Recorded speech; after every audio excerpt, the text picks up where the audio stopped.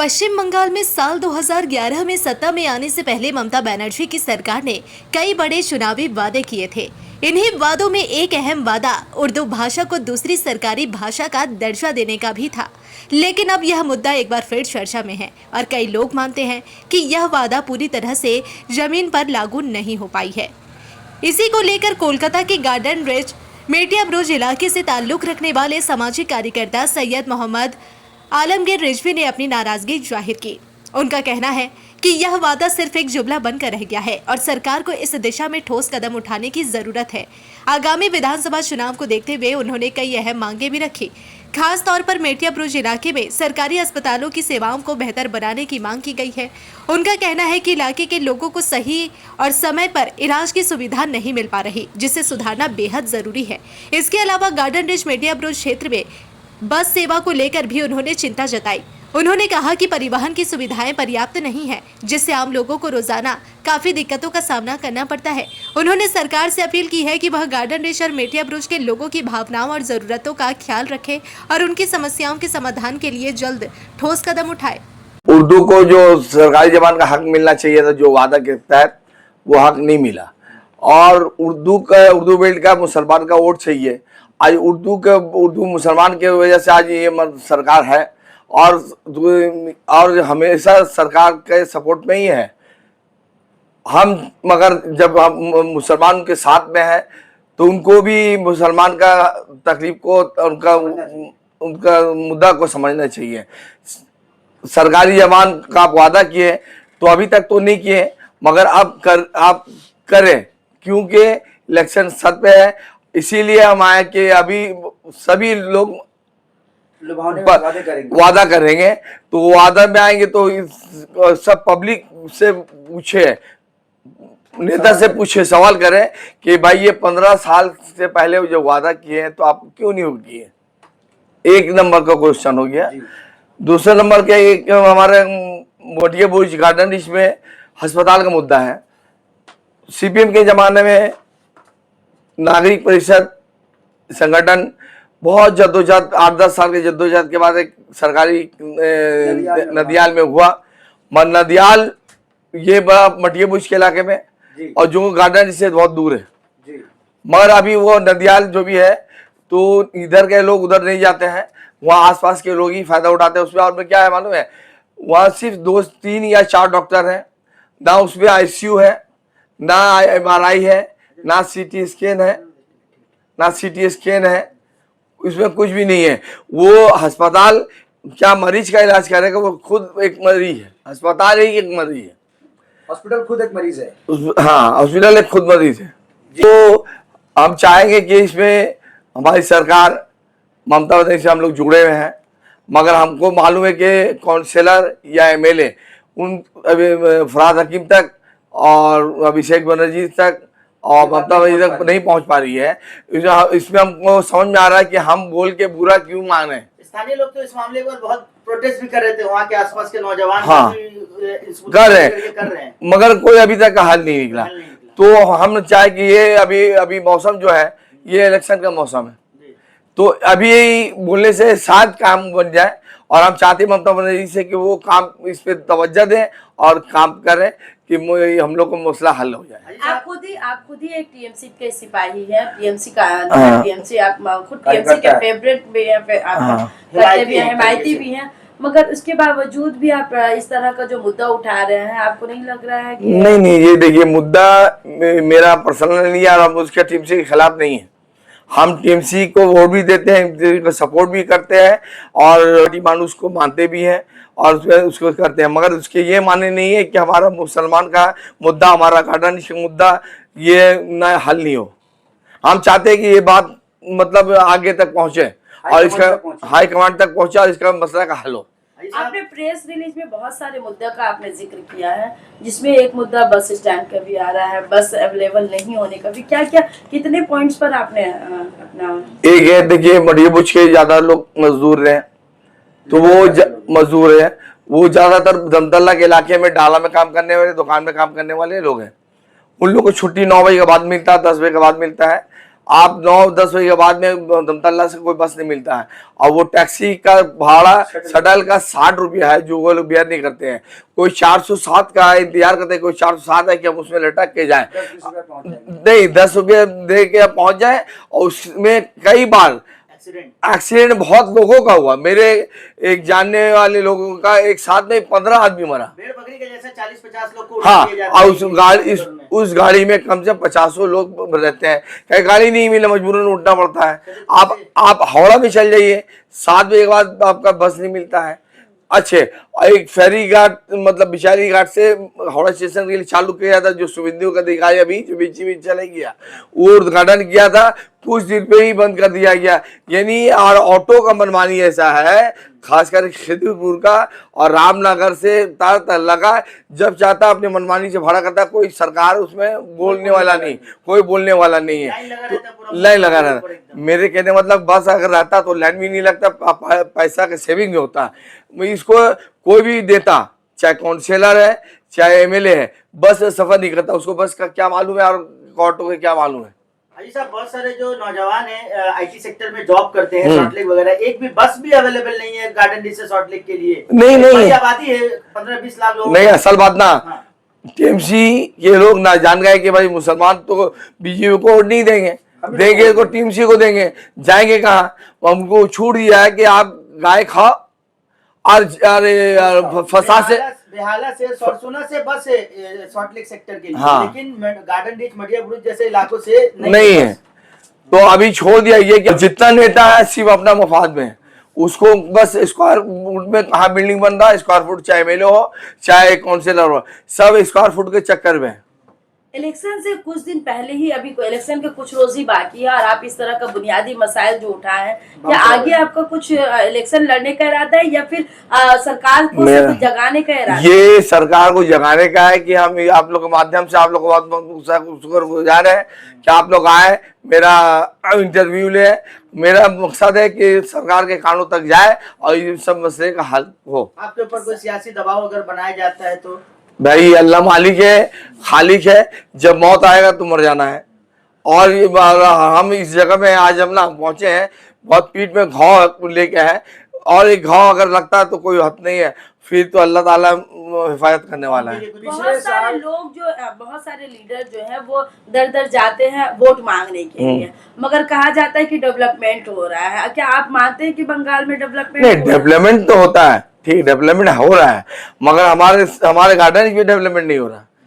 जैसे आपको अस्पताल का मुद्दा बताया, इसका बताया, अच्छा ट्रांसपोर्ट का मसला है, रास्ता चलने का मसला है, फूट में लगा दिए, पीछे बड़े करोड़ रुपए का दुकान है, मगर वो दुकान में जाने का रास्ता नहीं है। और बिचारी बस स्टैंड में वो देखिए बस 42 नंबर 42B बंद हो चुका है, सिर्फ 42 नंबर चल रहा है। क्यों? कि वहाँ पर चौपाटी बन गया है, वो उसको गाड़ी घुमा नहीं सकते, गाड़ी चला नहीं सकते।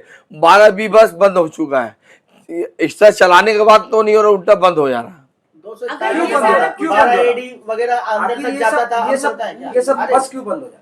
ये सब बस तो यही तो टीएमसी के लोकल नेताओं की वजह से बंद हो रहा है।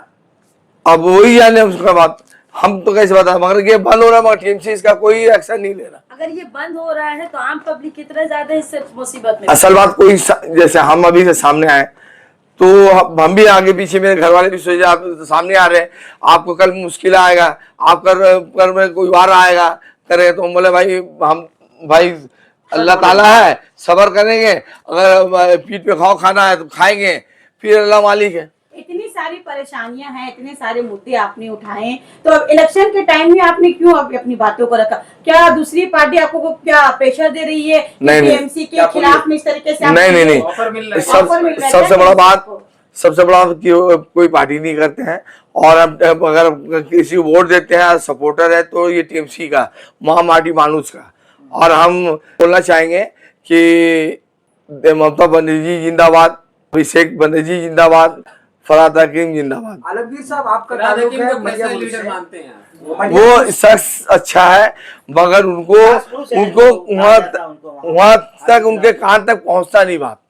उनको बताने चाहिए। तो आप लोग के जरिए से उनके कान तक पहुंचे। मेंबर असेंबली जो होता है तो उसको तो अपने इलाके के बारे में पता होता है, इसका नहीं नहीं रहते हैं। नहीं, वो तो असल बात उनके पास टाइम नहीं। वो मेयर भी है, वो काउंसिलर भी है और वो एमएलए भी है। तो हफ्ता में वो सिर्फ एक ही दिन देते हैं, जुमेरात के दिन, और कोई मीटिंग रहता तो नहीं देते हैं। आलमगीर साहब हफ्ता में एक दिन आते सिर्फ। आलमगीर साहब, पिछले साल ममता बनर्जी ने एक मीटिंग में अब्दुल खालिक मुल्ला मटियाबुज के एमएलए से सवाल पूछा था कि आपको क्या चाहिए, तो उन्होंने उस मीटिंग में कहा था कि दीदी हमको बस स्टैंड चाहिए। हाँ। बहुत लोग ये कहते हैं कि उनको बोलना चाहिए था कि मटियाबुज का जो हॉस्पिटल है वो उसका हालत खस्ता है, उसको ठीक करवाइए। आप उससे इत्तेफाक करते हैं, ये बताइए। नहीं नहीं, ये तो गलत बात है। अरे भाई, हम जिसको जो तकलीफ है उसको ठीक करेंगे, बस क्या करेंगे। ऐसे तो बस अभी जो था वो भी तो खत्म हो रहा है और खत्म हो गया है, और उसमें कोई टीएमसी वाला जॉब नहीं है। लेकिन बस स्टैंड चाहिए। है? बस तो है ही नहीं, हाँ, लेकिन बस स्टैंड हाँ। चाहिए। और एक बड़ा मुद्दा है जो सुनने को आता है गार्डन रीच में, लॉ एंड ऑर्डर को लेकर के हाँ। जबरदस्ती लोगों की जमीनी को जो है हड़पा जाता है, कंस्ट्रक्शन कराया जाता है, बहुत सारे चीज डरा धमका करके लोग कहना जबरदस्ती उनको छोड़कर चला जाना पड़ता है। इन सब चीजों को लेकर के क्या है, लॉ एंड ऑर्डर का भी बड़ा मसला रहता है, कंप्लेंट नहीं लेते पुलिस। ऐसा क्या है मालूम है, ये सब आम आदमी नहीं कर रहा है। जिस जो पार्टी का इसमें पावर में है उनके सुखदार लोग ही यही कर रहे हैं। आप पब्लिक ये काम हो रहा ममता बनर्जी को बदनाम करने के लिए। ये सवाल क्या कहना चाहेंगे? फराद हकीम से गुजारिश है, भाई आप हम एमएलए थे, आप एमएलए रहेंगे और आगे भी आप काम किए हैं, और जो मैं मुद्दा उठाया उस पर आप ध्यान दीजिए और उसको जरूर से। पहला कि उर्दू को आप खुद मुसलमान हैं और 15 साल पहले आप इलेक्शन से पहले आप वादा किए और फिर कैबिनेट बनने के बाद ऐलान किए कि दूसरी सरकार जबान बनाई। 15 साल में कोई भी काम नहीं हुआ, इसको गैजेट इशू करें और उसके जमीन स्तर पर काम किया जाए। आपकी बातों से सरकार जागेगी नींद से? भाई हम तो गन पॉइंट पे तो हमने है ही नहीं। हम तो बोल सकते हैं, वो बड़े लोग हैं, उनके तो सुखदार हैं वो लोग, बस हम तो अपना बात कह सकते हैं। हम बंदूक गोली लेके बेकाबे करना होगा, ऐसा तो हम कर नहीं सकते। हाजी साहब, पूजा के दिनों, पूजा के माहौल में देखा जाता है कि एक से एक अलग अलग रूट बसेस जो है सरकार उद्घाटन करती नजर आती है, मगर जब बुनियादी जो मसला है जहाँ पे एक मुस्लिम वोट, एक मुफ्त वोट मिलता है गार्डन रीच और मटियाबुज से, तो वो मसला क्यों सरकार को नजर नहीं? उससे जानता कि देखिए, मुसलमान बीजेपी को वोट देगा नहीं, ठीक है, जाएगा कांग्रेस उससे लायक है ही नहीं, तो देगा तो हमको ही देगा। तो मुसलमान को क्या बलि का बकरा बनाया जा रहा है? हाँ, डरा के, ये एक तरह का डरा के देख लेना, डरा के ही वोट लेना कहाँ है। कहीं ना कहीं टीएमसी को टारगेट कर रहे हैं आप खुद? नहीं, ये हकीकत है, ये हकीकत है। हम क्या बोले, अभी ममता बनर्जी जिंदाबाद, अभिषेक जिंदाबाद, फरजाद जिंदाबाद, ये लोग में कमी नहीं है। जो नीचे तबके के जो है ना, ये आवाज उन तक पहुंचा नहीं रहे। अभी आपने कहा कि मतलब नीचे तबके के जो लोग हैं, काउंसलर या फिर जो काउंसलर के साथ एमएलए जो होते हैं, वो लोग सिर्फ अपना काम बनता बस अपना वाला काम करते हैं। अपना कैसे बने वो करना है, वही काम है। क्या लगता है, मुसलमान को लॉलीपॉप नहीं मिलेगा? बस ये तो बेहतर है, उनके ऊपर, सरकार उनका है। अब वो क्या बेहतर करेंगे वो करेंगे।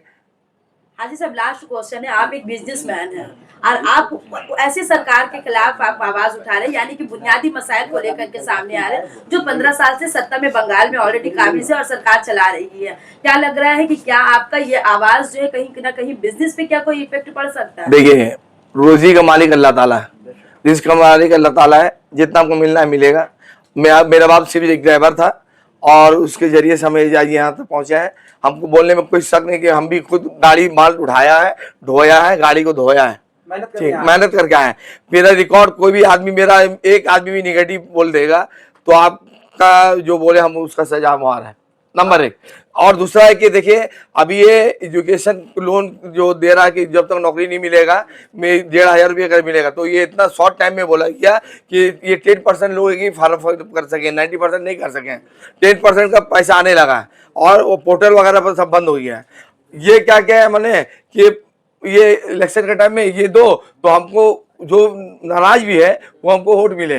ये जैसे दिल्ली में आप सरकार ने किया कि भाई हम बिजली फ्री कर रहे हैं, आपको पानी फ्री कर रहे हैं। ऐसा जहाँ बिजली वगैरह नहीं मिलता है यहाँ के लोगों को नहीं, पर जेडीयू ने उसका नकल किया, जेडीयू ने इसका नकल किया कि हम भी बिजली फ्री करेंगे 200 यूनिट, तो वो भी 200 कर दिया, मगर यहाँ 2 यूनिट फ्री नहीं है। हाजी साहब, यहाँ फर्क पे क्या आता है? 1500 रुपया दिया ना युवा साथी को। नहीं, इलेक्शन नहीं, के टाइम में। ये देखिए। ये योजना तो दिया सरकार ने। नहीं, ये अलग मैटर, ये क्या इलेक्शन से पहले एक तरह से लॉलीपॉप, ये लॉलीपॉप है। वही बोल रहे हैं ना।